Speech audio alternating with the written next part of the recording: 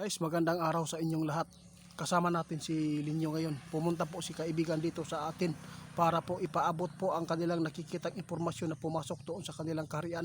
May lindol po dito sa Pilipinas mga idol. Maghanda po kayo. Babala ito ng ating kaibigan dahil po alam po ng ating kaibigan sobrang busy po natin ngayon sa kapapanood po sa social media, sa TV dahil sa nangyayari na bangayan sa loob mismo ng Senado. Mga idol, tandaan po natin, huwag tayo magpa-apekto. Maging alisto po tayo sa nakikita ng mga kaibigan natin. Pasalamat tayo dahil mayroon tayong kaibigan na ganito na nagbabala lagi. Kaibigan, anong oras po ninyo nakita yung paggalaw sa ilalim ng lupa kanina? Dalawang beses sunod-sunod talaga. Diyos ko guys. Pakinggan po ninyo ang sinabi ng ating kaibigan. Maghanda kayo. May lindol daw sa Pilipinas. Sana hindi ito malakas at walang buhay na masawi. Alam po ba niyo kung bakit ito ipinapaabot ng ating kaibigan? Sayon po ito mga idol, masama na mangyayari sa Pilipinas. Yung lindol na to. Dahil napakarami po ngayon ang nabisi. Dahil sa kapapanood nila sa tensyon doon sa flood control sa loob ng Senado, kung saan ay ito ang napakaraming stress po sa mga ginagawa po ng mga taong to, mga kawatan. Talagang nakakurbata pa, wala naman talagang kawatan mga idol na aamin dito. Kaya yung gustong maghabol no, ng mga senador para bigyan po ng parusa ang mga kawatan na to, ngunit mapapahamak pa tuloy ang mga taong naghabol sa kanila dahil po mayroon po nagtanggol sa kanila, no? Alam po ba, ipinagtanggol nila ang mga kawatan na to.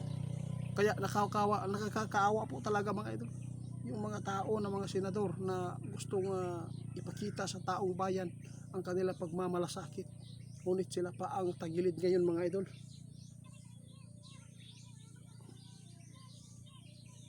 Alam po niyo, sabi ng ating kaibigan, kung bakit ito ipinapaabot ng ating kaibigan. Ayaw po ng ating kaibigan na madagdagan pa ang sagupain natin.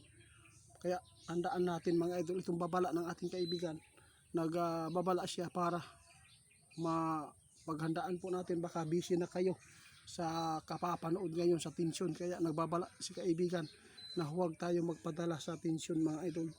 Tandaan natin, laging alisto tayo para ang mga anak natin o pamilya natin ay hindi mapapahamak kung sakali man na yayanig itong lindol na nakita ng ating kaibigan. Tandaan po ninyo may lindol sa Pilipinas mga idol. Mayroon po mga lugar na makasagupa. Hindi pa namin alam kung saan ito tatama.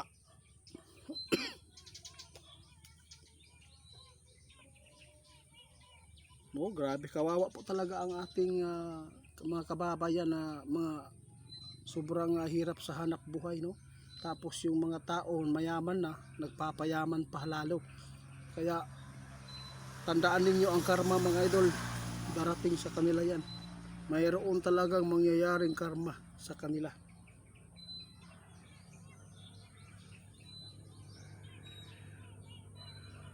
Salamat kaibigan guys, ito po ang sabi ng ating kaibigan. Kahit ano pa ang mangyayari sa mundong ito, hindi naman sila ang nagpapakain sa atin. Yung mga tao na nagbigay sa atin ng stress dahil sa pamumuno nila. Tandaan lang po natin, ang siguraduhin po natin ngayon yung pamilya natin, yung mga anak na ligtas sa kapahamakan tulad po ng lindol. Huwag po natin kalimutan magdala po ng flashlight kapag natutulog tayo mga idol.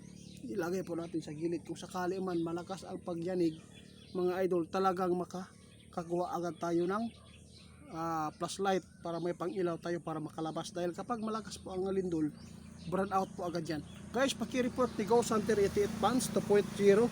Hindi po yan sa akin, fake account yan. Baka marami na pong na-scam yan, no? Baka ma-scam kayo.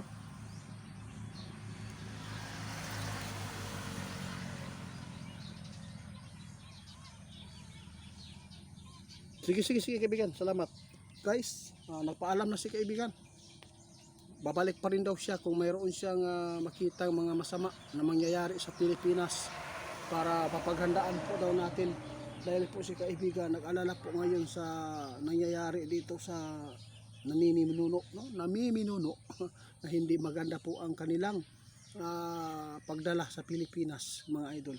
Tandaan natin, may nakita si kaibigan na lindol sa Pilipinas. Kaya sa lahat ng makapanood, huwag kayo magpakampante ngayon dahil nakakabahala na po ito. Talagang nakatadhana na ito sa mundo natin ngayon. Kapag ang mundo natin, kapag ang taon ay laging nadadagdagan ng taon, ay madadagdagan palalo ang ating masasagupang masama. Kaya tandaan natin, mga kaibigan po tayo na nagpaalala na sana ay kung mayroon man na makinabang sa ipinapaabot ng ating kaibigan, swerte kayo, ligtas. Kung dalawang isip po kayo, wala po kami magawa. Basta kami nagpapaabot po ng ikakabuti.